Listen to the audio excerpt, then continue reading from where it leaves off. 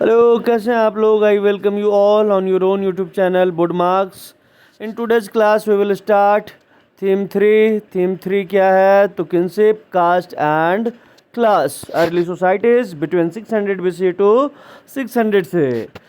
Second chapter में हमने क्या पढ़ा था, economic and political changes that were taking place during 600 BC to 600 C. In this chapter, we will study about early societies. What were the social relations? What were the impact of economic and political changes that took place between 600 BC to 600 C? And in next chapter, we will look at the religious changes, cultural changes that took place between 600 BC to 600 C. So let's start this chapter from introduction. In second chapter, we have already studied about political and economic changes that were taking place between 600 BC to 600 C. अब जब political changes होता है and economic changes होता है तो इसके साथ साथ जो है सोशल चेंजेस भी आता है, कल्चरल चेंजेस भी आता है, ठीक है, अदर चेंजेस भी। ये सारे जो चेंजेस है, these all changes are interdependent. Political, economic, social, cultural, religious, ये सारे चेंजेस जो है क्या है, इंटरडिपेंडेंट है। एक में अगर प्रोग्रेस होगा तो दूसरे में भी प्रोग्रेस होगा, तीसरे में भी प्रोग्रेस होगा। एक में डिटेरियोरेट करेगा आपका पोजीशन तो दूसरे और तीसरे में भी डिटेरियोरेट करेगा। ऐसा जनरली होता है, ठीक है। ये कंपलसरी नहीं है, लेकिन ये तीनों जो है इंटरडिपेंडेंट है, एक दूसरे के ऊपर इम्पैक्ट डालते हैं। तो क्या क्या इम्पैक्ट पड़ा, पहले we will try to understand the impact of political and economic changes on society.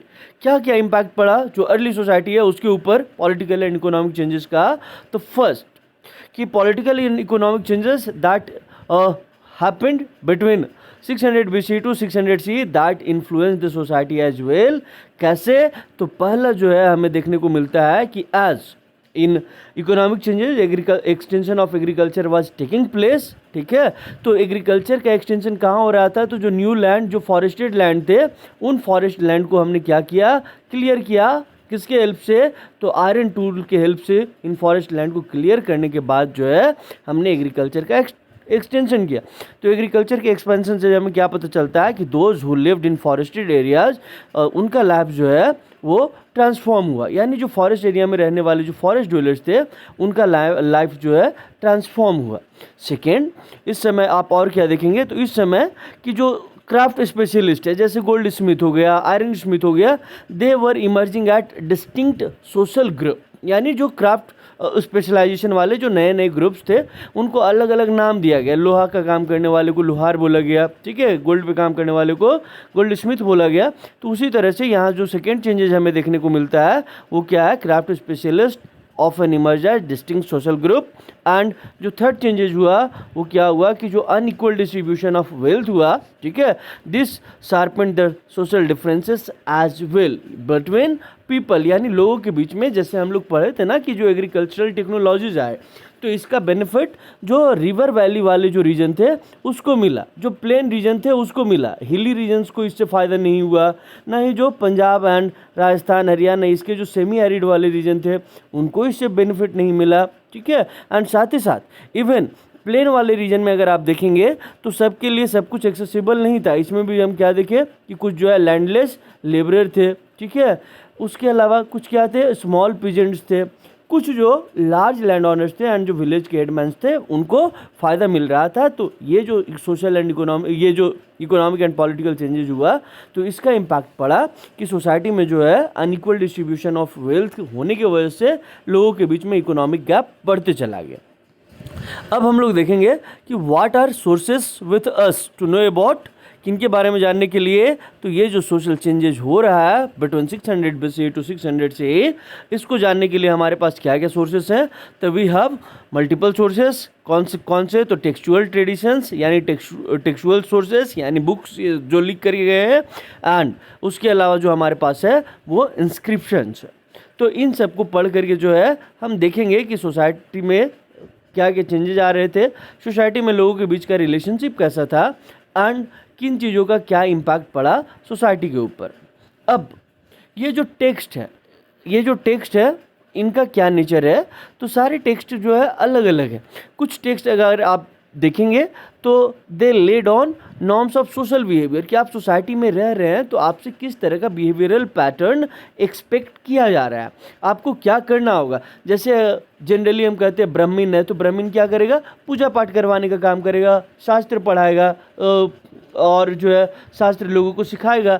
तो उसी तरह से जो है कि कुछ जो टेक्स्ट है वो क्या बताते हैं आपके कि नॉर्म्स ऑफ सोशल बिहेवियर, आप किस वर्णा से किस कास्ट से बिलोंग कर रहे हैं एंड उस हिसाब से आपका बिहेवियर कैसा होना चाहिए। अदर जो कुछ सोर्सेस हैं वो क्या डिस्क्राइब करते हैं, तो they describe about social institutions and practices along with, कई बार देखोगे कि ये जो सोशल सिचुएशंस एंड जो प्रैक्टिसेस है इनके ऊपर जो है ओकेजनली ये कमेंट भी करते हैं कि ये क्या सही है, क्या गलत है, ये कैसा है। तो ये जो अदर सोर्सेस है they describe and occasionally comment on wide range of social situations and practices as well. कोई दिक्कत, ये इन्फॉर्मेशन जो है हमें सोर्सेस से मिल रहा है। अब हमें जो समझना है कि ये सोर्सेस का भी एक लिमिटेशंस है। अब इनका लिमिटेशंस क्या है तो थोड़ा वो देखिए। ये इंस्क्रिप्शंस हमें एक और चीज़ों की जानकारी देते हैं। वो क्या जानकारी देते हैं, तो जो अलग अलग सोशल एक्टर यानी राजा प्रजा, जो अलग अलग जो सोशल एक्टर इमर्ज कर रहे थे ड्यूरिंग दिस टाइम पीरियड, उनके बारे में भी जो है हमें इंस्क्रिप्शन से जानकारी मिलता है। लेकिन हमें ये याद रखना होगा कि ये इंस्क्रिप्शंस क्या है, कहीं से भी जो है किसी भी तरह से ये परफेक्ट नहीं है, बल्कि इन सारे इंस्क्रिप्शंस का क्या है, या जो टेक्सुअल ट्रेडिशंस है इनका क्या है, लिमिटेशंस है। क्या लिमिटेशंस है, तो हर एक टेक्स्ट इवन जो इंस्क्रिप्शंस है दे वर रिटन फ्रॉम, यानी जो इसको लिख रहा है या जो लिखवा रहे हैं वो किसी एक स्पेशल जो सोशल कैटेगरीज है उसके पर्सपेक्टिव से लिखा जा रहा है। यानी अगर हम जो है अपने आप को किसी एक पर्टिकुलर कम्युनिटी से बिलोंग करने वाले मान रहे हैं, अगर हम जो है अपने आप को ब्राह्मण कहें, तो अगर हम कुछ ट्रेडिशन से लिख रहे हैं या कोई इंस्क्रिप्शन से लिख रहे हैं या फिर कोई टेक्स्ट लिखवा रहे हैं, तो हम अपना उसमें अपना पर्सपेक्टिव, मेरा नज़रिया क्या है सोसाइटी को लेकर के, तो हमें ये ध्यान रखना होगा कि हर एक जो टेक्स्ट है एंड जो इंस्क्रिप्शंस, ये सारे जो है किसी स्पेसिफिक सोशल कैटेगरीज की जो है पर्सपेक्टिव से लिखा गया है। ठीक है, सो हमें ये भी आगे ध्यान रखना होगा कि who composed and for what and what he composed and for whom he composed। तो हमें यह भी ध्यान रखना होगा कि इन टेक्स्ट को जो है किसने कंपोज किया, उसमें क्या कंपोज किया एंड किन के लिए कंपोज किया, उसमें लिखा क्या, and we also need to consider that कि उसमें कौन सा लैंग्वेज यूज हुआ है। लैंग्वेज में आगे हम लोग पढ़ेंगे कि जो ऑर्डिनरी लोगों का लैंग्वेज है, पाली, प्राकृत, तमिल, वो लैंग्वेज यूज हुआ है, या फिर संस्कृत जो एलिट क्लास के या जो पढ़े लिखे लोगों का लैंग्वेज है वो लैंग्वेज यूज किया हुआ है। इसका भी एक मीनिंग होता है, उसको हम लोग आगे पढ़ने वाले। एंड साथ ही साथ जो है कि the way in text circulate हुआ है, यानी लोगों तक किस तरह से स्टोरीज को पहुँचाया गया, लोग उसमें क्या ऐड किए हैं, क्या सब्ट्रैक्ट किए एंड किस तरह से उसका नैरेटिव को जो है स्प्रेड करने का कोशिश किए, हमें वो भी जो है ध्यान रखना होता है। एंड उसके बाद जो, और अगर हम सावधानी से इस टेक्स्ट को अगर यूज़ करें तो उस समय लोगों का एटीट्यूड्स कैसा रहा, क्या क्या प्रैक्टिसेस रहे, उन सब का हिस्ट्री जो है लिखा जा सकता है। यानी अगर उन समय के लोगों का एटीट्यूड्स एंड प्रैक्टिसेस को जानना है, समझना है, तो we will have to use this text carefully. ठीक है, एंड उसके बाद जो है हम इनके हिस्ट्री को रिकन्स्ट्रक्ट या लिख सकते हैं। Now come to the Mahabharat. जो मेन सोर्स इस टेक्स्ट का है वो क्या है, महाभारत के बारे में थोड़ा बहुत कहानी आप लोग पहले से सुने होंगे, पढ़े होंगे, और नहीं तो बी आर चोपड़ा का जो महाभारत बनाया हुआ है आप में से बहुत से लोग देखे होंगे। तो महाभारत का अंडरस्टैंडिंग वैसे ही आपका ठीक ठाक है। तो हम लोग स्टार्ट करते हैं। जो मेन सोर्स है हमारा वो क्या है, महाभारत क्या है, तो it is a colossal epic. Colossal epic मतलब बहुत बड़ा एपिक है, ठीक है, जिसमें अप्रॉक्स 1 लाख वर्सेस शामिल है। आगे देखोगे कि ये जो महाभारत है, महाभारत क्या बताता है, it depicts a wide range of social categories and social situations, की कौन कौन से सोशल कैटेगरीज रहे हैं एंड क्या क्या सोशल सिचुएशंस रहा है, इसके बारे में जो है महाभारत कमेंट करता है, बताता है। अगर देखेंगे एक टाइम पीरियड जो है महाभारत को कंपोज कब किया गया, तो it was compose between 500 BCE to 500 CE, यानी अप्रॉक्स जो है महाभारत को कंपोज करने में 1000 ईयर्स लगा। ऐसा हम क्यों कहते हैं, तो इसमें जो स्टोरीज जो ऐड किए हुए हैं या जो स्टोरीज हम पढ़ते हैं वो सारे एक टाइम फ्रेम के नहीं लगते हैं, तो इसीलिए इसको it was compose over a period of 1000 years between 500 BCE to 500 CE। And central story is about the 2 sets of varying cousins. कौन कौन से कजन्स है, तो एक जो है कौरवाज है एंड सेकेंड कौन से है, पांडवाज हैं, इनके बीच में जो है वेल्थ के लिए जो लड़ाई होता है, रिसोर्सेज के लिए जो लड़ाई होता है, उसके बारे में जो है सब कुछ यहाँ पे दिया हुआ है। उसी को हम लोग जो है जानने का कोशिश करते हैं।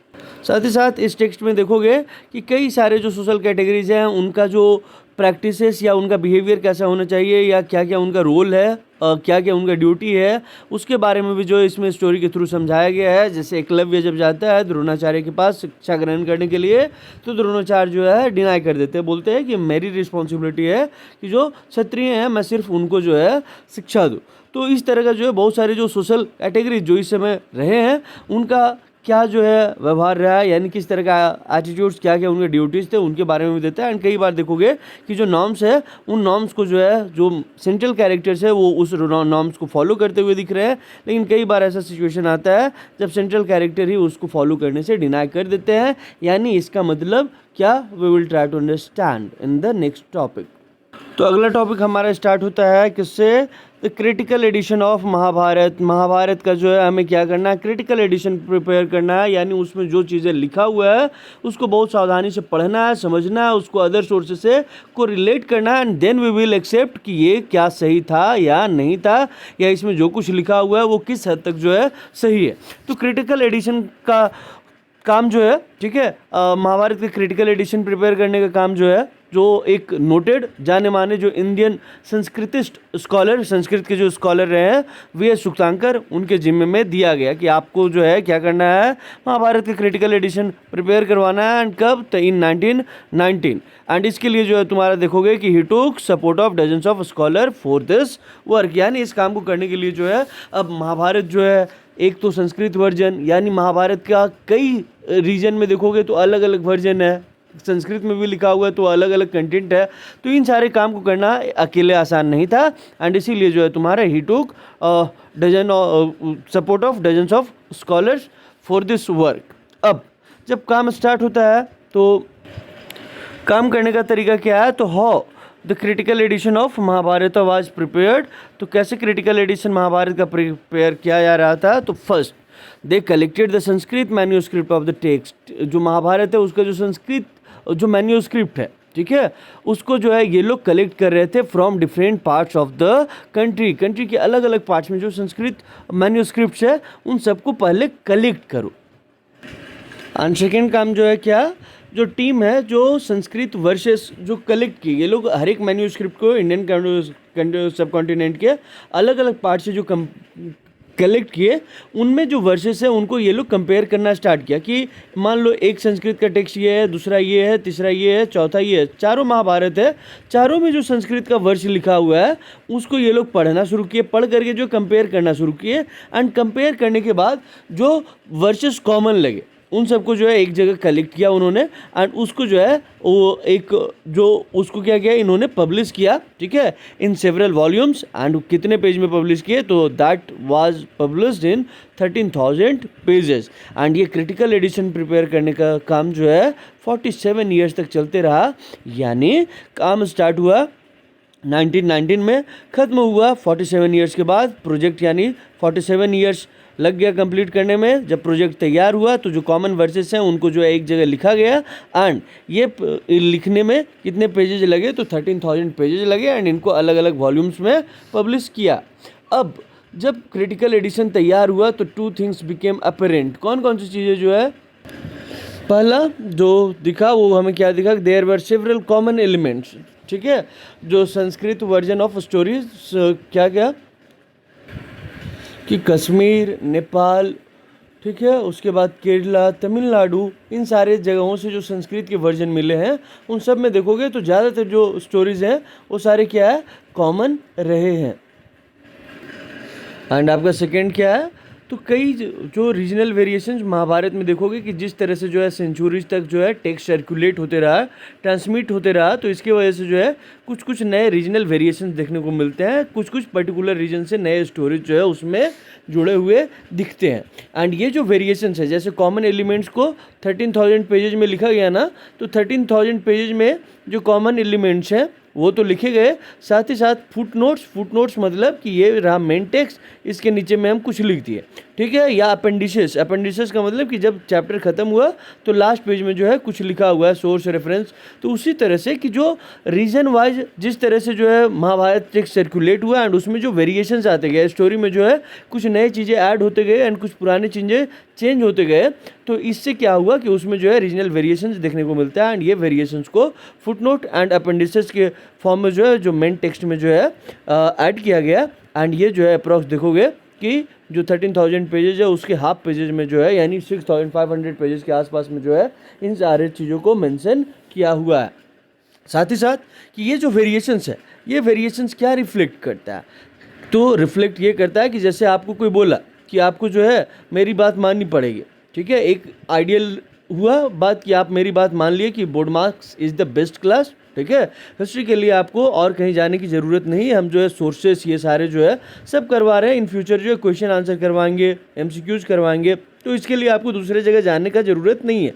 अब आप में से कुछ लोग इस चीज़ को मान लेंगे, कुछ लोगों को लगेगा कि नहीं कि सर का यहाँ जो है फेस उस दिख नहीं रहा है एंड ये जो है क्या है कि एक सिंपल तरीके से जो है सर आ रहे हैं, टेक्स्ट को पढ़ा रहे हैं एंड ये रिकॉर्डेड वीडियोज़ को जो है अपलोड कर रहे हैं। तो हो सकता है आप इस चीज़ को नहीं माने, तो यहाँ पे भी ऐसे ही है कि आप क्या है कि ये जो रीजनल वेरिएशंस यहाँ पे देखने को मिल रहा है, it is reflective of complex process. Complex process यानी जो early and later social histories को शेप किया कैसे, तो through dialogues between dominant traditions and resilient local ideas and practices की जो डोमिनेंट ट्रेडिशंस यानी जो सांस्कृतिक ट्रेडिशंस है, जो ब्राह्मणिकल ट्रेडिशंस है, उनके बीच में एंड जो resilient local ideas and practices है, जो कॉमन लोग हैं जो बहुत ज़्यादा इससे जुड़े हुए नहीं हैं। तो कई बार कि ये जो स्टोरी जो नरेट कर रहे थे या जिस तरह से सर्कुलेट कर रहे थे रीजनल प्लेसेस पे, तो कई बार है कि वो उन चीज़ों को जो है इजीली मान लेते थे, यानी यहाँ पे क्या हो गया, कंसेंसस हो गया। कई बार वहाँ पे कॉन्फ्लिक्ट देखने को मिलता है कि हम जो बोल रहे हैं आपको लगेगा कि नहीं दूसरे और भी टीचर्स हैं, दूसरे और भी चैनल्स हैं, वो बहुत अच्छा पढ़ा रहे हैं, हम वहाँ से पढ़ेंगे, तो इस तरह का कॉन्फ्लिक्ट भी देखने को मिलता है। एंड वही जो कॉन्फ्लिक्ट है वो क्या है, वेरिएशन के फॉर्म में रीजनल टेक्स्ट में देखने को मिलता है। यानी हर एक कुछ जो है इतना आइडियल नहीं था कि जो कुछ हमने लिख दिया, जो कुछ मैंने बोल दिया, उन सारी चीज़ों को आप एज इट इज़ अडॉप्ट कर लो। तो ये वेरिएशंस आर रिफ्लेक्टिव ऑफ क्या है, कॉम्प्लेक्स सोशल प्रोसेस, ठीक है, जो अर्ली एंड बाद में भी जो है डायलॉग्स के थ्रू जो है dominant traditions and resilient local ideas के बीच में जो है जो कंसेंसस बना, साथ ही साथ जो कॉन्फ्लिक्ट हुआ, उन सब के थ्रू जो है लिखा गया है। हमारे जो है इस टेक्स्ट को लेकर के जो अंडरस्टैंडिंग है, ठीक है, वो कहाँ से डिराइव होता है, तो इट इज़ बेस्ड ऑन, ठीक है, text written in Sanskrit and लिखने वाले कौन है, तो ब्राह्मण्स, एंड किसके लिए लिखे हुए हैं, ब्राह्मण्स के लिए। तो हमारा जो और टेक्स्ट का जो अंडरस्टैंडिंग है इट इज़ बेस्ड ऑन, ठीक है, किसके ऊपर बेस्ड है, तो जो संस्कृत में लिखा हुआ है किसके द्वारा लिखा गया है, ब्राह्मण्स, एंड किसके लिए लिखा हुआ है, ब्राह्मण्स के लिए लिखा हुआ है। अब जब हम आगे बढ़ते हैं तो कई बार देखोगे कि हिस्टोरियंस जैसे हमने जो कुछ बोल दिया उसको फेस वैल्यू पे लेना, यानी मैंने बोला कि board marks is the best class for history, इतना जो है कॉम्प्रिहेंसिव एक्सप्लेनेशन जो है या रेफरेंस के साथ जो हम एग्जाम्पल के साथ जो आपको एक्सप्लेन कर रहे हैं और टीचर से नहीं करते हैं, आप मान भी सकते हो, ठीक है, या फिर कई बार आप और भी सारे वीडियोज देखेंगे एंड आपको लगेगा कि नहीं सर से बेहतर भी एक्सप्लेन करने वाले हैं, you will look for that. तो यहाँ पे भी कहता है कि कई बार जो अर्लीस्ट सोशल हिस्टोरियंस रहे उन्होंने जो है टेक्स्ट को फेस वैल्यू पे लिया, यानी what's ever was written in the text, उनको लगा कि उन सारी चीज़ों को प्रैक्टिस किया जाता होगा, यानी जो कुछ हमने लिखा हुआ है टेक्स्ट में वो सब कुछ जो है फॉलो किया जाता होगा। लेकिन बाद में जब ये लोग जो है, ठीक है, कि अदर ट्रेडिशंस जो उस समय जो बुद्धिज़्म, जैनिज़्म, ठीक है, साथ ही साथ जो अदर लैंग्वेज में जो टेक्स्ट लिखा हुआ था, पाली, प्राकृत, तमिल, ये सब में जब ये लोग पढ़े तो दे रियलाइज दैट कि जो संस्कृत में लिखा हुआ था, ठीक है, वो ऑथोरिटेटिव है, यानी सर्वे सर्वा यही है, सब कुछ यही है, ऑथोरिटेटिव है, ठीक है, लेकिन इसके साथ साथ दिस टेक्स्ट वर, ठीक है, क्वेश्चन एंड ओकेजनली रिजेक्टेड, कि आप संस्कृत में जो कुछ बोल दिए हम उस चीज़ को मान ले, या ऐसा नहीं चलेगा। हम जो अगर लग रहा है कि कुछ उसमें गड़बड़ है तो ये इन टेक्स्ट के ऊपर लोग जो है क्वेश्चन अराइज करते थे, साथ ही साथ कई बार जो है इन चीज़ों को जो है रिजेक्ट भी कर देते थे।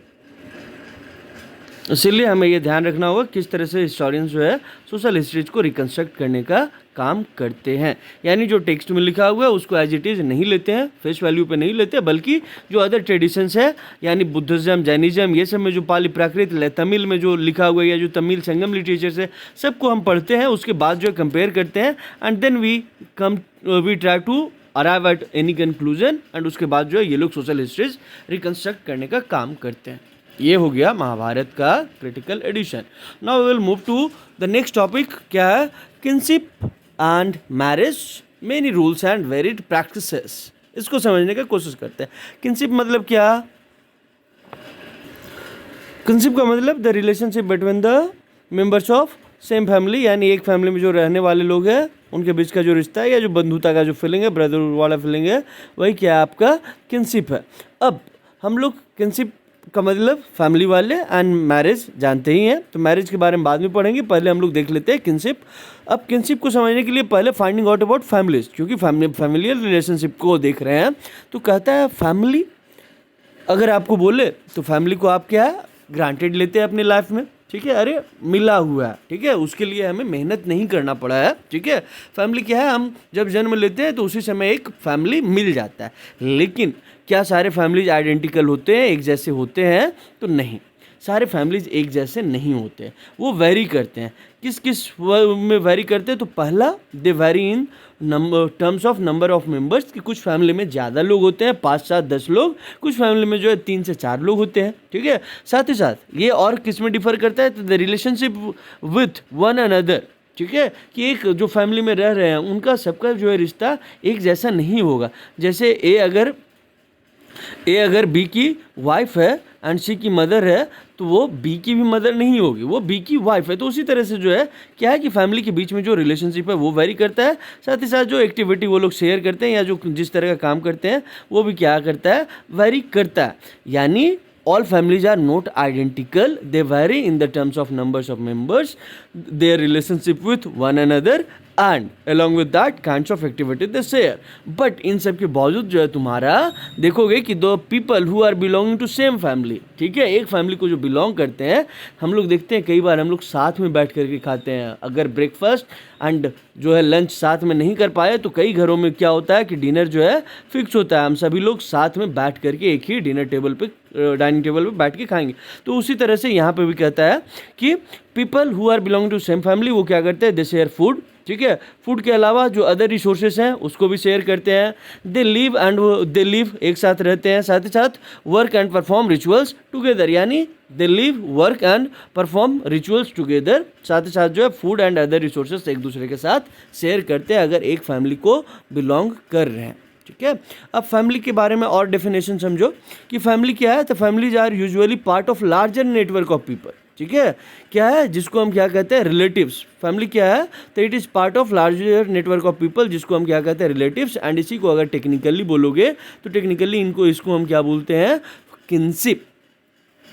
अब फैमिलियल टाइज जो है कई जगह पे देखोगे कि कई सोसाइटीज़ में, ठीक है, इसे हम क्या मानते हैं? नेचुरल मानते हैं एंड बेस्ड ऑन ब्लड मानते हैं, ठीक है। तो क्या सारे सोसाइटीज इसी चीज़ को मानते हैं कि जो फैमिलियल टाइज है वो क्या है? नेचुरल है, वो बेस्ड ऑन ब्लड है? तो नहीं, they are defined in many different ways. अलग अलग सोसाइटीज़ में जो है अलग अलग तरीके से जो है इसको मानते हैं। कुछ जगह पे हम क्या बताएं कि ये नेचुरल है बेस्ड ऑन ब्लड, ठीक है, खून का रिश्ता मान रहे हैं। लेकिन अन्य समाज जो है कई ऐसे हैं जो इस चीज़ को ऐसा नहीं मानते हैं। अब आगे जो है हम समझने का कोशिश करते हैं। तो what are sources to know about the early society, यानी ये जो फैमिलियल रिलेशनशिप पढ़ रहे हैं हम लोग, ठीक है। तो इसको जानने के लिए हमारे पास क्या सोर्सेज है? तो देखोगे कि जो एलिट क्लास की फैमिली है इनके बारे में जानने के लिए जो है हमारे पास सोर्सेज इजीली अवेलेबल है, ठीक है। लेकिन जब हमें ऑर्डिनरी पीपल का जब हमें फैमिलियल रिलेशनशिप को समझना होता है या जानना होता है तो ये क्या है? It is far difficult to construct their familial relationship. क्यों? तो इनके लिए जो हमारे पास सोर्सेस है वो अवेलेबल नहीं है, या ऑर्डिनरी पीपल जो है रेयरली ही कोई सोर्स जो है अपने फैमिली रिलेशनशिप के बारे में छोड़ के गए हैं। तो इसीलिए जो एलिट फैमिलीज है उनके जो फैमिलियल रिलेशनशिप है, फैमिलियल टाइज है उसको हम इजीली समझ पाते हैं, एंड जो ऑर्डिनरी पीपल है उनको समझ पाना थोड़ा मुश्किल होता है। आगे देखोगे कि हिस्टोरियंस क्या करते हैं? तो they try to investigate and analyse, ठीक है, क्या इन्वेस्टिगेट कर रहे हैं, क्या एनालाइज करने का कोशिश कर रहे हैं? तो they are trying to analyse and investigate attitudes, किसका एटीट्यूड्स, एटीट्यूड्स तो हमारा एटीट्यूड्स किसके टूवर्ड्स, तो हमारे फैमिली के टूवर्ड्स, जो किनशिप है यानी फैमिली के जो मेंबर्स हैं उनके साथ जो है हमारा कैसा एटीट्यूड रहा है, इसको भी वो लोग इन्वेस्टिगेट एंड एनालाइज करते हैं। ऐसा क्यों करते हैं कि हमारा एटीट्यूड समझने से क्या मिलेगा, तो हमारा एटीट्यूड समझने से हमें ये मिलेगा कि जो हमारा एटीट्यूड है, ठीक है, वो हमारे थॉट प्रोसेस को बताता है कि हमारा थॉट प्रोसेस क्या है, हम फैमिली के बारे में क्या सोच रहे हैं। जैसा हम सोचते हैं, हिस्टोरियंस का मानना है कि जैसा हम सोचते हैं ये हमारा थॉट जो है उसी तरह का जो एक्शन है, ठीक है, उसी तरह का एक्टिविटी जो है हम परफॉर्म करते हैं, ठीक है। एंड हम जैसा एक्टिविटी परफॉर्म करेंगे हमारा वैसा एटीट्यूड हो जाएगा। जैसे हम भारतीयों का जो है परंपरा है अतिथि देवो भव, ठीक है। तो हमारा थिंकिंग पहले क्या था, अतिथि देवो भव, यानी अतिथि जब आते थे तो उनको भगवान के जैसा जो है माना जाता था, इज्जत और ख्याल किया जाता था, ठीक है। उसके बाद कुछ मूवी आने लगा, अतिथि तुम कब जाओगे, ठीक है, अतिथि क्या लगने लगे, बोझ लगने लगे, ठीक है। यानी हमारा जो रिलेशनशिप है वो यहीं से धीरे धीरे हमारा कमज़ोर होने लगा कि हम जो रिलेटिव्स को जो है धीरे धीरे, ठीक है, बहुत पॉजिटिव वे में जो है ट्रीट करना छोड़ दिए। उसके बाद अब आजकल के घरों में देखेंगे हमारा थॉट क्या है, बदल चुका है, बी वेयर ऑफ डॉग्स, कुत्तों से जो है सावधान रहे। एंड पहले क्या लिखा होता था, स्वागतम, ठीक है। तो ये क्या है कि हमारे जो है हिस्टोरियंस इसीलिए हमारे जो एटीट्यूड्स है फैमिली एंड किनशिप के टूवर्ड्स क्या रहा है उसको जो है वो लोग इन्वेस्टिगेट करते हैं, एनालाइज करते हैं, सो दैट कि हमारा फैमिलियल रिलेशनशिप जो है समझ में आए। एंड ये जो है थिंकिंग से सेफ होता है, हमारे जैसा थिंकिंग होता है वैसा ही हम जो एक्शन लेते हैं उस वैसा ही काम करते हैं, एंड ऐसा जैसा काम करते हैं वैसा हमारा एटीट्यूड बन जाता है।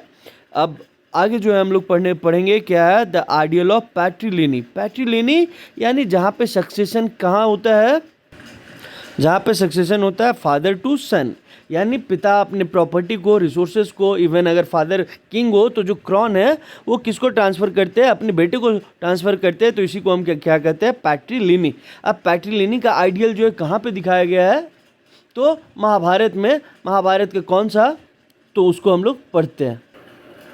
Can we identify when kinship relationship changed, तो महाभारत जो है इसी का जो है एक एग्जाम्पल देता है कि व्हेन किनशिप रिलेशनशिप चेंज्ड, इसको जो है हम महाभारत के थ्रू जो है बहुत अच्छे से समझ सकते हैं, ठीक है। महाभारत का सेंट्रल स्टोरी आपको पता ही है कि it describes a feud over land and power between two groups of cousins, ठीक है, कि ये लोग किस लिए लड़ाई कर रहे हैं, तो लैंड एंड पावर को कंट्रोल करने के लिए। यानी यहाँ पे जो है किनशिप रिलेशन जो है चेंज होता हुआ दिख रहा है कि लोग जो है लैंड एंड पावर के लिए जो है आपस में लड़ाई कर रहे हैं। कौन लड़ाई कर रहे हैं, तो टू ग्रुप्स ऑफ कजन्स, कौन है, कौरवास एंड पांडवास, जो एक ही रूलिंग फैमिली को बिलोंग कर रहे थे, कुरु डायनेस्टी को जो बिलोंग कर रहे थे, ठीक है। इनमें कौरव एंड पांडवास जो कजन थे ये आपस में लैंड एंड पावर के लिए लड़ाई कर रहे हैं। तो ये एक पॉइंट है जहाँ पे फैमिलियल रिलेशनशिप चेंज हो रहा है, लोग रिसोर्सेज के लिए, पावर के लिए लोग जो है क्या कर रहे हैं, लड़ाई कर रहे हैं। आगे हम लोग देखेंगे कि ये जो कॉन्फ्लिक्ट हुआ लैंड एंड पावर के लिए, ठीक है, कौरवाज एंड पांडवाज में, ये जो है जाकर के बैटल में कन्वर्ट हुआ। एंड इस बैटल में जो है पांडवाज जो है दे इमर्ज विक्टोरियस। एंड जब ये विक्टोरियस इमर्ज किए तो फिर जो है यहाँ पे क्या देखने को मिलता है कि पैट्रिलिनियल सक्सेशन वाज प्रोक्लेम्ड, यानी जो युधिष्ठिर है वो जो है किंग बनते हैं। एंड यहाँ पे क्या दिखाने का कोशिश किया गया है, पैट्रिलिनी को, पैट्रिलिनियल सक्सेशन को दिखाया है। तो ये क्या है, आइडियल ऑफ पैट्रिलिनी, क्या महाभारत के थ्रू दिखाने की कोशिश कर रहे हैं। तो क्या एक क्वेश्चन अराइज होता है, क्या महाभारत के टाइम ही जो है पैट्रिलिनियल सक्सेशन इमर्ज हुआ, या इससे पहले जो है क्या पैट्रिलिनियल सक्सेशन नहीं था, तो ऐसा नहीं है। पैट्रिलिनियल सक्सेशन अगर आप देखेंगे तो महाभारत की कॉम्पोजिशन से पहले भी एग्जिस्ट कर रहा था, लेकिन महाभारत में इसको सेंट्रल स्टोरी के फॉर्म में जो है दिखा करके ये रीइंफोर्स करने की कोशिश किया गया कि ये जो पैट्रिलिनी का आइडिया है इट वाज वैल्यूएबल, ये पैट्रिलिनियल सक्सेशन है, ये वैल्यूएबल एंड इम्पॉर्टेंट है। एंड पैट्रिलिनियल में क्या होता है, पैट्रिलिनियल सक्सेशन में क्या होता है, the son could claim resources of their father, ठीक है, कि जो बच्चे लड़के हैं वो अपने फादर का रिसोर्सेज क्लेम कर सकते हैं। एंड क्रॉन इन जब फादर जब डेथ होता है, एंड समटाइम्स इवन क्रॉन, ठीक है, अगर जब फादर जो है क्या हो, फादर जब किंग हो तब। अब आगे आप देखेंगे कि सिर्फ महाभारत में ही नहीं बल्कि या कुरु डायनेस्टी में ही नहीं बल्कि ज़्यादातर जो रूलिंग डायनेस्टी उस समय थे they were following the same system यानी पैट्रिलिनियल सक्सेशन, लेकिन देर वर ऑल्सो वेरिएशंस यानी वैरिड प्रैक्टिसेस जो है ना, तो कई जगह पे जो है हमें वेरिएशंस देखने को मिलता है। क्या वेरिएशंस की in case of no sons, कि अगर जब लड़का है ही नहीं राजा का, ठीक है, तो क्या होगा, तो उस केस में पहला क्या होता है कि देन ब्रदर जो राजा है उसका जो भाई है ब्रदर सक्सीडेड द किंग, ठीक है। जब ब्रदर नहीं हो या सिचुएशन जो है कुछ और हो गया हो तो उस केस में क्या करेंगे, तो इन सम सिचुएशन जो किनमेंस यानी उसके जो रिलेटिव है, ठीक है, वो जो है थ्रोन के ऊपर क्लेम कर रहे हैं कि हाँ ये हमारा राजा जो है हमारा रिश्तेदार है, ठीक है, तो इसके ऊपर मेरा क्लेम है। तो सेकेंड सिचुएशन ये हुआ, ठीक है, यानी ये हो गया आपका सेकेंड सिचुएशन। थर्ड सिचुएशन कि बहुत रेयरली वेरी एक्सेप्शनल केसेस में जो प्रभावती गुप्ता के बारे में पढ़ेंगे, जो गुप्ता डायनेस्टी की जो प्रिंसेस थी जिसका शादी हुआ था वकाटका किंग से, ठीक है, एंड वो वकाटका क्वीन थी। तो वेरी एक्सेप्शनल केसेस में जो है वुमेन जो है पावर एक्सरसाइज करती थी या उनके पास जो है किंगडम का कंट्रोल होता था। तो क्या है कि पैट्रिलिनियल सक्सेशन को क्लेम किया जाता था, लेकिन कई बार जो है प्रैक्टिसेस में चेंजेस देखने को मिलता है कि अगर जब सन नहीं होता था तो उसमें भाई सक्सीड करते थे, भाई नहीं है या भाई के साथ कुछ भी है तो उस केस में जो है कुछ हो जाता है तो किंग्समैन जो है वो थ्रोन को क्लेम करते थे। एंड बहुत एक्सेप्शनल केस होता था जब डॉटर को जो है पावर दिया जाता था, ठीक है। आगे कंसर्न विथ पैट्रिलिनी के टुवर्ड्स जो कंसर्न है, ठीक है, ये सिर्फ रूलिंग फैमिली तक नहीं था बल्कि अगर आप उस समय का जो टेक्स्ट है, कौन सा टेक्स्ट, तो ऋग्वेदा, ठीक है, अगर आप इसको पढ़ेंगे तो ये जो पैट्रिलिनी का कॉन्सेप्ट है सिर्फ रूलिंग फैमिली इसके लिए कंसर्न नहीं थे, बल्कि अगर आप मंत्राज ऑफ ऋग्वेद में जो मंत्राज लिखे हुए अगर आप उसको पढ़ेंगे तो उससे भी आपको समझ में आएगा कि क्या है कि जो लोग हैं देवर उस मंत्राज में, ठीक है, लोग जो है फाइन सेंस का जो है वो डिमांड कर रहे थे, यानी मंत्राज में भी जो है ये मेंशन किया हुआ है। एंड इसी तरह का एटीट्यूड से अगर आप देखेंगे जो पैट्रिलिनी वाला आइडियाज़ है, जो वेल्दी मैन है, ठीक है, या जो सोसाइटी में हाई स्टेटस क्लेम कर रहे थे इंक्लूडिंग ब्राह्मणास, वो सारे जो है पैट्रिलिनी के टुवर्ड्स कंसर्न्ड थे, यानी वो सारे लोग जो है पैट्रिलिनी के कॉन्सेप्ट को फॉलो करते हैं। अब आगे देखते हैं कि ऋग्वेद का मंत्र में क्या लिखा हुआ है। तो अगर आप ऋग्वेद का एक मंत्र पढ़ेंगे तो उसमें ये लिखा हुआ है कि प्रोड्यूसिंग फाइन सेंस, जिस समय लड़का और लड़की का शादी हो रहा है, ठीक है, उस समय जो है हिंदू वेडिंग मैरिज में जो है, ठीक है, ये बताया गया उसका मीनिंग आप समझिए कि उस मंत्र का मीनिंग क्या है कि जो फादर जो है कह रहा है कि हम अपने डॉटर को यहाँ से फ्री कर रहे हैं, यानी मायका से फ्री कर रहे हैं, ठीक है, वहाँ से नहीं, यानी ससुराल से नहीं। अब ससुराल से नहीं फ्री कर रहे हैं तो क्या आगे कहता है कि इसीलिए जो from the grace of Indra भगवान जो है ऋग्वेद की इंपॉर्टेंट डिटीज है, भगवान इंद्र की कृपा से क्या है आपको जो है फाइन सेंस मिले एंड आप जो है अपने हस्बैंड के लव में फॉर्चुनेट हो, यानी आपके हस्बैंड जो है आपको लव करे। तो इस तरह का जो है मंत्राज में भी जो है डिमांड किया गया है कि हमें क्या चाहिए, पैट्रिलिनियल सक्सेशन को कंटिन्यू करने के लिए हमें क्या चाहिए, फाइन सन्स। इवन आज के टाइम में भी जो है बहुत से लोग जो ऐसे हैं जो बेटा की कामना करते हैं, ठीक है। अब धीरे धीरे सोसाइटी में चेंजेस आ रहे हैं, लोग जो है बेटी को भी जो इक्वल। अगला टॉपिक जो हम लोग डिस्कस करने वाले हैं वो क्या है, rules of marriage. Rules of marriage को समझने से पहले लास्ट टॉपिक को रिकॉल कीजिए जिसमें हम लोग पढ़े थे कि सन्स जो है पैट्रिलिनियल सक्सेशन को क्या इंपॉर्टेंट कंसीडर किया जाता था, किस लिए, तो टू कंटिन्यू पैट्रिलिनेज, यानी जो फादर के थ्रू जो सक्सेशन होता है वो सन के थ्रू जो है फिर इनके जो ग्रैंड सन है, तो इस सक्सेशन को यानी वंश को कंटिन्यू करने के लिए सन को इंपॉर्टेंट माना जाता था। कहता है इसी फ्रेमवर्क में अगर आप देखेंगे तो जो वुमेन है उनको अलग तरीके से, या जो डॉटर है उसको अलग तरीके से देखा जाता था। कैसे देखा जाता था, तो पहला चीज आपको याद रखना है कि women had no control over resources of household, यानी घर का जो रिसोर्सेस है उसके ऊपर वुमेन का किसी भी तरह का राइट नहीं होता था, यानी जो वेल्थ है उसके ऊपर जो क्लेम है वो सिर्फ और सिर्फ सन का होता था। इसीलिए पैट्रिलिनियल सक्सेशन का आइडियल चीज़ें दिखाया गया या पैट्रिलिनियल सक्सेशन को बार बार क्लेम करने का कोशिश किया गया।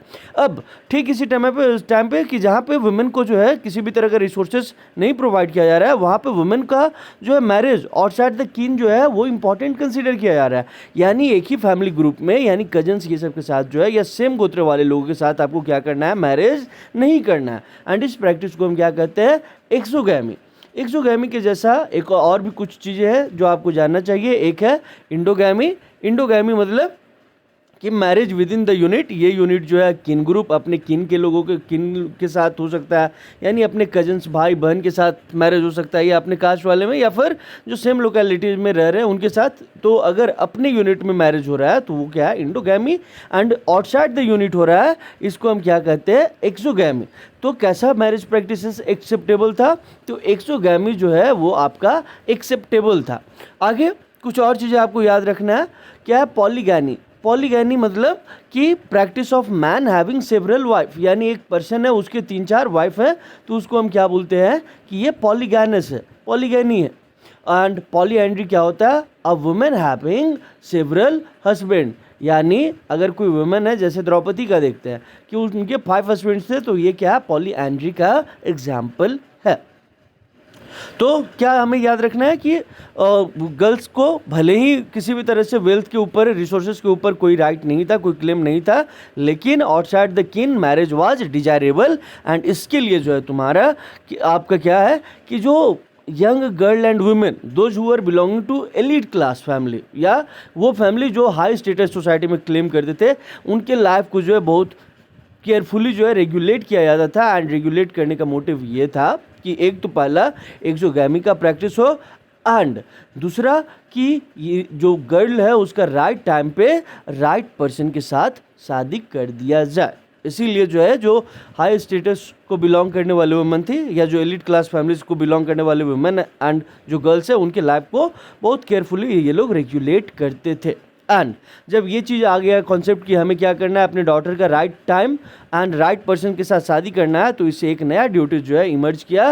एंड वो क्या था, कन्यादान, यानी गिफ्ट ऑफ अ डॉटर। ये जो है बाद में देखेंगे कि ये फादर का रिलीजियस ड्यूटी बन गया। एंड इसीलिए आज भी देखोगे कई ऐसे लोग हैं जिनकी अपनी डॉटर नहीं होती है, वो कन्यादान के लिए दूसरे की डॉटर को जो है अडॉप्ट करते हैं, या वो कन्यादान करते हैं, सो दैट कि एक हमारा रिलीजियस ड्यूटी जो है पूरा हो सके। अब इसी टॉपिक को कंटिन्यू करेंगे, लेकिन इस टॉपिक में रूल्स ऑफ मैरिज में भी एक नया सा वर्डिंग हम डालेंगे। क्या है, changes in social life. Changes in social life कैसे चेंजेज आ रहा है, तो जैसे हम देखें ना कि इस समय नए नए टाउन्स, पिछले चैप्टर में ही पढ़ लिए थे कि नए नए टाउन्स, नए नए सिटीज़ जो है इमर्ज करके आ रहे थे। एंड जो सोशल लाइफ है वो धीरे धीरे और क्या होने लगा, कॉम्प्लेक्स होने लगा। कैसे सोशल लाइफ कॉम्प्लेक्स होने लगा with the emergence of new towns, तो देखोगे कि आप जब बाहर जाते हैं या फिर नए नए टाउन्स इमर्ज हो रहे हैं, तो लोग ट्रेड करने के लिए आते हैं या घूमने के लिए आते हैं। तो वो जब आते हैं ट्रेड करने के लिए, तो वो सिर्फ जो ऑब्जेक्ट्स या जो प्रोडक्ट है उसको सेल या बाई नहीं करते, ठीक है, बल्कि उसके साथ साथ जो है लोग अपने आइडियाज़, कल्चर, ये सब को भी एक्सचेंज करते हैं। एंड ये स्पेशली अर्बन मिलियू में देखने को हमें मिलता है कि जो पीपल फार एंड नियर से जो मिल रहे थे, ठीक है, जो गुड्स या जो प्रोडक्ट्स एक्सचेंज कर रहे थे, वो साथ साथ अपने आइडियाज़ ये सब भी चेंज कर रहे थे। एंड जब आइडियाज़ का एक्सचेंज होता है, तो जो प्रैक्टिसेस जो है पहले जिसको इजीली लोग मान लेते थे, लोग कंसीडर कर लेते थे, अब उसके ऊपर जो है लोग क्वेश्चन अराइज करना स्टार्ट कर दिए। जैसे पहले वुमेन को जो है, ठीक है, कि हम डिफेंस में नहीं भेजेंगे। अभी जो ऑपरेशन सिंदूर हुआ उसमें आप देखे होंगे 2 वुमेन जो है बहुत नाम में थी। एक जो है कर्नल सोफिया कुरैशी एंड दूसरा कौन है, तो विंग कमांडर व्योमिका सिंह। तो ये क्या है, वुमेन है, उसके बावजूद जो है इतने बेहतरीन तरीके से इनका जो है रोल रहा, कंट्रीब्यूशन रहा। तो वैसे ही जो है जो आइडियाज़ एंड बिलीफ जो पहले था, लोग उसके ऊपर क्वेश्चन अराइज करने लगे। क्या जो धर्मशास्त्राज, धर्मसूत्राज में जो कुछ लिखा हुआ है, या जो ब्राह्मण जो संस्कृत टेक्स्ट में लिखा हुआ है, क्या वो सब कुछ आज इट सही है या हमें अडॉप्ट करना चाहिए। तो जब ये चैलेंजेस आने लगा, when people started questioning the brahmanical text and ideas, then to overcome this challenge Brahmanas laid down code of social behaviours. ठीक है, इस चैलेंज को ओवरकम करने के लिए उनके ऊपर जो क्वेश्चन अराइज किया जा रहा था, उसको जो है, ठीक है, ओवरकम करने के लिए ब्राह्मण्स जो है क्या किए, उन्होंने कोड्स ऑफ सोशल बिहेवियर बना दिया। एंड ये जो कोड्स ऑफ सोशल बिहेवियर, ये इस बार 1 मार्क्स में MCQs में पूछा था। ये जो धर्मशास्त्राज एंड धर्मसूत्राज में जो कोड्स ऑफ सोशल बिहेवियर थे, these were meant to be followed by Brahmans in particular कि ब्राह्मण्स को तो ये फॉलो करना ही है, ठीक है, in particular and others rest of the society in general, कि बाकी लोग भी जो है उस चीज़ को फॉलो करेंगे। बाद में देखेंगे कि 500 BC के बाद जो है इस तरह के जो नॉर्म्स है, जो कोड्स ऑफ सोशल बिहेवियर्स है, इन सबको जो है संस्कृत टेक्स्ट में जो है कंपाइल किया जाने लगा एंड इन्हीं टेक्स्ट को क्या बोला गया, धर्मसूत्रास एंड धर्मशास्त्रास। एंड इस तरह का जो सबसे इम्पॉर्टेंट जो वर्क है जो सोशल नॉर्म्स को ग्रेट डिटेल में बताता है वो कौन सा है, Manusmriti, which was compiled between 200 BC to 200 CE। आगे जब ब्राह्मण्स जो इन टेक्स्ट को लिखे, कंपाइल किए, उसके बाद उनका मानना था कि उनके टेक्स्ट का जो है यूनिवर्सल वैलिडिटी है, यानी सभी लोग जो है कि all everybody was suppose to obey this. लेकिन रियल सोशल सिनेरियो देखोगे, रियल सोशल रिलेशंस देखोगे तो इट वाज मोर कॉम्प्लिकेटेड। ये क्यों कॉम्प्लिकेटेड था, तो ब्राह्मण्स तो क्लेम कर रहे हैं कि नहीं ये इसका यूनिवर्सल वैलिडिटी है, जो कुछ इसमें लिखा हुआ है सभी को मानना है एंड सभी लोग जो है मानने के लिए जो है बाध्य है। लेकिन रियल सिचुएशन ऐसा नहीं था। क्यों, तो पहला रीज़न है, हमें याद रखना होगा कि इंडिया इतना वास्ट था, इंडियन सब कॉन्टिनेंट इतना वास्ट था कि यहाँ पे इतना रीजनल डाइवर्सिटी है, ठीक है, साथ ही साथ जो है डिफ़िकल्टीज ऑफ कम्युनिकेशन एंड ये दोनों वजह से कि एक डाइवर्सिटी एंड दूसरा कि हर एक जगह पे आप जा करके सभी चीज़ों को फॉलो करवाना या मनवाना it was not possible and इसीलिए जो है कहीं से भी जो ब्राह्मण्स का रूल्स एंड रेगुलेशंस जो नॉर्म्स था वो सभी लोग इस चीज़ को मानते नहीं थे। तो ये हमें ध्यान में रखना होगा कि ब्राह्मण्स क्लेम कर रहे हैं कि दो संस्कृत टेक्स्ट जो है ऑथोरिटेटिव है, ठीक है, इनका यूनिवर्सल वैलिडिटी है, लेकिन इसके बावजूद रीजनल डाइवर्सिटी इतना ज़्यादा था, साथ ही साथ जो मीन्स ऑफ कम्युनिकेशन है वो प्रॉपर नहीं था एंड इसी वजह से जो है कहीं भी इन टेक्स्ट को जो है पूरी तरह से फॉलो नहीं किया जाता था। अब आगे हम देखेंगे कि जो धर्मशास्त्राज एंड धर्मसूत्राज है वो बताते हैं there were 8 forms of marriage, ठीक है। यहाँ से देखेंगे ये जो 8 फॉर्म्स ऑफ मैरिज है जिसमें first, fourth, fifth and sixth के बारे में जो आपका मेंशन किया हुआ है, मनुस्मृति जो है बताता है कि देयर वर मनुस्मृति के हिसाब से जो first, fourth, fifth and sixth forms of marriage है वो यहाँ पे एक्सप्लेन किया हुआ है एंड धर्मशास्त्राज एंड धर्मसूत्रा भी जो है यही 8 फॉर्म्स ऑफ मैरिज को रिकॉग्नाइज करते हैं एंड इसमें जो फर्स्ट से लेकर के फोर्थ तक है ये जो है ये चारों जो है फॉलोड बाय ब्राह्मण्स, इसको जो ब्राह्मणिकल नॉर्म्स को फॉलो करते थे वो लोग जो है इन 4 फॉर्म्स ऑफ मैरिज को मानते थे एंड इसीलिए इनको गुड कंसीडर किया जाता था एंड जो रिमेनिंग है 5th to 8th तक ये जो है इनको जो है कंडेम नहीं किया जाता है। क्यों, तो मोस्ट प्रोबेबली ऐसा इसलिए कि जो ब्राह्मणिकल ऑर्डर को नहीं मानते थे या ब्राह्मणिकल सोसाइटी से बाहर के लोग इन मैरिज प्रैक्टिसेस को जो है फॉलो करते थे, इसीलिए इनको कंडेम नहीं किया जाता था या इनको गुड कंसीडर नहीं किया जाता था। अब अगला टॉपिक जो है हम लोग पढ़ने वाले हैं वो क्या है, गोत्रा ऑफ वुमेन, वुमेन का गोत्र।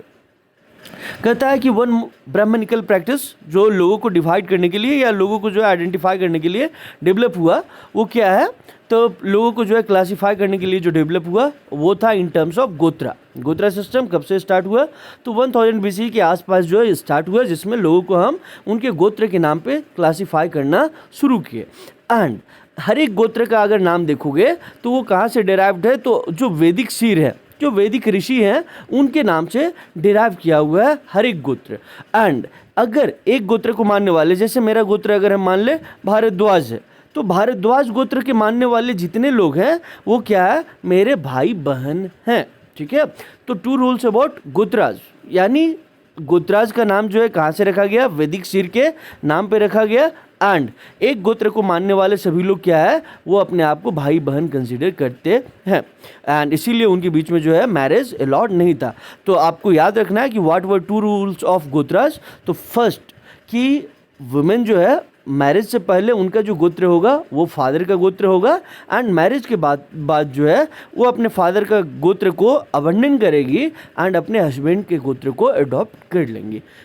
आगे समझ में, यानी पहला क्या है कि आपको जब तक आप अनमैरिड है, वुमेन है, तब गर्ल है, तब तक आप फादर्स के गोत्र को फॉलो करेंगे एंड आफ्टर मैरिज जो है आपको फादर्स के गोत्र को गिव अप करना है एंड अपने हस्बैंड के गोत्र को अडॉप्ट करना है। सेकेंड चीज़ हमें क्या याद रखना है रूल्स अबाउट गोत्रा में, द मेंबर ऑफ सेम गोत्र कुड नॉट मैरी, यानी एक ही गोत्र के लोग जो है वो आपस में मैरिज नहीं कर सकते। एंड इसीलिए बोले ना कि हमारे यहाँ किसका प्रैक्टिस होता है, तो एक्सोगैमी का प्रैक्टिस होता है। यानी एक्सोगैमी का प्रैक्टिस बताता है कि सेम गोत्र सेम किन में हम मैरिज नहीं कर सकते, ठीक है। क्यों, तो because members belong to same गोत्राज were considered as his descendant, and अगर उनका डिसेंडेंट है तो हम सब क्या हो गए, भाई बहन हो गए। इसीलिए एक गोत्र में जो है अभी भी मैरिज नहीं होता है, ठीक है। अब आगे आते हैं कि ये जो गोत्र सिस्टम के बारे में पढ़े, दो रूल्स। पहला पढ़े कि वुमेन जो है after marriage they were expected to give up their गोत्राज and adopt the husband gotra of her husband. And second पढ़े कि members belonging to same gotra could not marry. क्या इस तरह की चीज़ों को फॉलो किया जाता था, वाज गोत्रा सिस्टम फॉलोड? तो हमारे पास आंसर है कि इस चीज़ को समझने के लिए हमें जो है क्या करना होगा, we will have to look at the names of men and women, ठीक है, whose names were derived from gotra names, कि उनके गोत्र के नेम से जो जिन वुमेन एंड मेन का नेम डिराइव्ड हुआ है उनका नाम जो है हम उसको जानने का कोशिश करते हैं, उनके नाम को पहले देखते हैं। तो अगर नाम जानना है तो पहले ही पढ़े ना कि ऑर्डिनरी लोगों के बारे में जो हमारे पास है, ठीक है, बहुत लेस इन्फॉर्मेशन है। तो ऑर्डिनरी लोगों के नेम्स के बारे में तो हमें नहीं पता चल सकता कि उनका क्या नाम रहा होगा, ठीक है, सीता गीता रीता क्या नाम रहा होगा हमें नहीं पता, लेकिन जो पावरफुल रूलिंग लिनिएजेस हैं उनके नाम हमें मिल सकते हैं। और इसी में जो नाम हम देखेंगे कि जो सातवाहना रूलर्स हैं उनके नाम को हम देख सकते हैं, उनका नाम जो है मेंशन किया हुआ इंस्क्रिप्शंस एंड टेक्स्ट में, तो उसको पढ़ करके हम समझ सकते हैं कि अगर इनका नाम गोत्र सिस्टम से डिराइव हुआ है, गोत्रा नेम से डिराइव हुआ है, तो हमें समझ में आ गया गोत्र सिस्टम फॉलो किया जाता है या नहीं। तो अब पहले यहाँ देखते हैं कि बहुत सारे इंस्क्रिप्शन जो है, ठीक है, बताते हैं कि फैमिलियल टाइज कैसा है या फैमिलियल रिलेशन कैसा है उसके बारे में बताते हैं। एंड बहुत सारे जो इन्हीं में से जो इंस्क्रिप्शन है वो बताते हैं कि जो बहुत सारे सातवाहना रूलर्स है दे वर पॉलीगैनस। पॉलीगैनस मतलब, पॉलीगैनी मतलब a man having several wife. तो कहता है बहुत सारे जो सातवाहना रूलर्स थे दे वर पॉलीगैनस। एंड इसमें देखोगे कि जो वुमेन जो सातवाहना किंग रूलर्स के साथ जिनका मैरिज हुआ था उनका कई बार जो नेम है उनके फादर के गोत्र से डिराइव था। जैसे उनके फादर का गोत्र रहा होगा गौतम, ठीक है, तो गौतम का फेमिनाइन वर्जन गौतमी। अगर किन्हीं के फादर का गोत्र रहा होगा वशिष्ठ तो वशथी, ठीक है। तो ये गोत्र से जो है सातवाहना वुमेन्स, यानी जो वुमेन सातवाहना डायनेस्टी में मैरिज हुआ था जिनका, उनके नाम उनके फादर के गोत्र से डिराइव था। एंड बाद में हम देखते हैं कि ये जो नाम है उन्होंने अपना नेम को रिटेन करके रखा। मैरिज के बाद ऐसा नहीं हुआ कि इन्होंने जो, अगर इनका हस्बैंड का गोत्र जो है कुछ और है तो उससे डिराइव्ड नेम से इनका नाम जो है रखा गया। तो ये क्या बताता है कि ये एक एग्जाम्पल है कि शायद जो गोत्रा सिस्टम है वो फॉलो नहीं किया जाता था, क्योंकि जो सातवाहना वुमेन्स है वो अपने फादर के नेम से डिराइव्ड जो फेमिनाइन गोत्र हुआ उन गोत्र को जो है उसी नाम को जो है कंटिन्यू रखी। एंड जो एज पर शास्त्राज वो अपने हस्बैंड के, यानी शादी के बाद जो है अपने हस्बैंड के गोत्र के नाम से अपना नाम जो है उन्होंने चेंज नहीं किया। साथ ही साथ कई बार ऐसा देखने को मिलता है कि ये जो वुमेन सातवाहना वुमेन्स है दे वर बिलोंग टू सेम गोत्र, यानी एक ही गोत्र के वुमेन से शादी हो रहा है। तो जैसे हमारे पापा का शादी हुआ, ठीक है, तो हमारे वो मामा हुए, ठीक है। अब क्या मामा घर जो है शादी हमारा होता है तो बेसिकली नहीं होता है। तो यहाँ पे कहता है कि कई बार जो वुमेन है वो सेम गोत्र को बिलोंग करती है, यानी ये जो एक गोत्र में, ठीक है, या किनशिप वाले जो हम कहते हैं कि एक्सोगैमी का प्रैक्टिस हमें करना है, किनशिप सेम किन में मैरिज नहीं करना है, लेकिन यहाँ पे जो है ये ran counter to the ideal of exogamy, यानी ये लोग इंडोगैमी का भी प्रैक्टिस करते थे। यानी ये यही सजेस्ट करता है कि प्रैक्टिस ऑफ एंडोगैमी जो है यहाँ पे प्रेवलेंट था। एंड इस तरह का जो प्रैक्टिस क्यों होता था, तो इस तरह के प्रैक्टिस के पीछे का एक रीज़न ये रहा होगा, ठीक है, कि ये जो है सेम किन में जो है मैरिज है, ठीक है, it ensured close knit community, यानी आपस में जो लोग हैं और ज़्यादा एक दूसरे से जुड़े रहे, ठीक है, आपस में रिलेशनशिप क्या है वो मजबूत होगा। एंड इसीलिए ये लोग जो है इस तरह के प्रैक्टिस यानी इंडोगैमी के प्रैक्टिस को फॉलो करते थे। अब सेकेंड टॉपिक का जो लास्ट पॉइंट है उस पर हम लोग आते हैं, वर मदर्स इंपॉर्टेंट, क्या मदर्स इंपॉर्टेंट होती थी। तो अगर आप देखेंगे इन केस ऑफ सातवाहना रूलर्स तो दे वर आइडेंटिफाइड थ्रू मेट्रोनिमिक्स। मेट्रोनिमिक्स का मतलब होता है name derived from mother names. यानी माँ के नाम से जो नेम डिराइव होता है उसको हम क्या बोलते हैं, मेट्रोनिमिक्स। जैसे कौशल्या नंदन राम, तो यहाँ पे राम का परिचय किससे हो रहा है, कौशल्या के नंदन, दशरथ नंदन अभी हम नहीं बोल रहे हैं, तो ये क्या हुआ, मेट्रोनिमिक्स का एग्जाम्पल हुआ।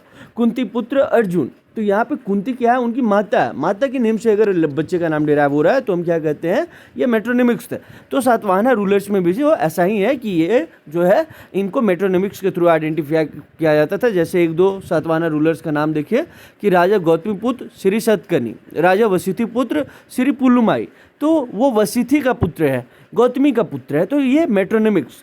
तो क्या मदर इंपॉर्टेंट थी, तो ये देख करके तो लगता है कि हाँ मदर जो है इंपॉर्टेंट थी। ठीक है, ये सजेस्ट क्या करता है, मदर इंपॉर्टेंट थी, but we must be cautious कि किसी कंक्लूजन पे पहुंचने से पहले आपको थोड़ा सावधानी बरतना चाहिए कि अगर मदर इंपॉर्टेंट थी तो सक्सेशन भी होना चाहिए था मदर के थ्रू, या जो वुमेन है उनको जो है रिसोर्सेस ये सब के ऊपर कंट्रोल मिलना चाहिए था। बट हम क्या पढ़े कि यहाँ पे जो succession was to the throne was patrilineal, यानी फादर टू सन सक्सेशन हो रहा है। तो ये कहता है कि हो सकता है to some extent mother were important, but हमें किसी भी कंक्लूजन पे इतना इजीली नहीं पहुंचना चाहिए, क्योंकि हम क्या देखते हैं, सक्सेशन जो है पैट्रिलिनियल है। उसी तरह आगे अगर कौरवाज का केस देखोगे तो कौरवाज में एक सोर्स आपका दिया हुआ है जिसमें दुर्योधन की मदर गांधारी दुर्योधन को एडवाइस देती है कि आप जो है अपने कजन्स के साथ मिलकर के रहो, आप लोग भी ब्रेव हैं एंड आपके कजन्स जो पांडवाज है वो भी ब्रेव हैं, अगर आप साथ में मिल करके रहेंगे तो क्या होगा कि आप पूरे दुनिया के ऊपर रूल कर सकते हैं, आप लोग इतने पावरफुल है। बट अगर आपके अंदर जो है ठीक है ग्रीड आ रहा है एंड अगर आप अपने कजन्स के साथ जो एंगर ग्रीड शो कर रहे हैं तो इससे क्या होगा, ये बैटल होगा एंड बैटल में किसी का भला नहीं होता है, नुकसान ही होता है एंड आपको जो है लड़ाई नहीं करना चाहिए। लेकिन दुर्योधन जो है इस एडवाइस को नहीं मानता है। तो एक केस ये भी है कि क्या मदर इंपॉर्टेंट थी, क्या मदर का एडवाइस इंपॉर्टेंट था, ये केस भी देख सकते हैं। दुर्योधन वहाँ पे मदर के एडवाइस को मानने से मना कर देता है, but in case of Pandavas देखोगे कि वो मदर के आदेश को, माँ का जो ऑर्डर है उसको जो है फॉलो करते थे। जैसे इन केस ऑफ इसका द्रौपदी के मैरिज का केस में देखेंगे कि वो कहती हैं कि आप लोग आपस में मिल के बांट लीजिए जो कुछ लाए हैं, एंड फाइनली ये लोग मानते हैं एंड द्रौपदी का जो है पांचों भाई के साथ शादी होता है। या अदर केसेस में भी जो है जहाँ पे कुंती का आदेश जो है देखोगे पांडवाज जो है मानते हैं। तो वर मदर इंपॉर्टेंट या नहीं, तो to some extent they were important, but succession यहाँ पे भी क्या हमको देखने को मिल रहा है, पैट्रिलिनियल सक्सेशन। अब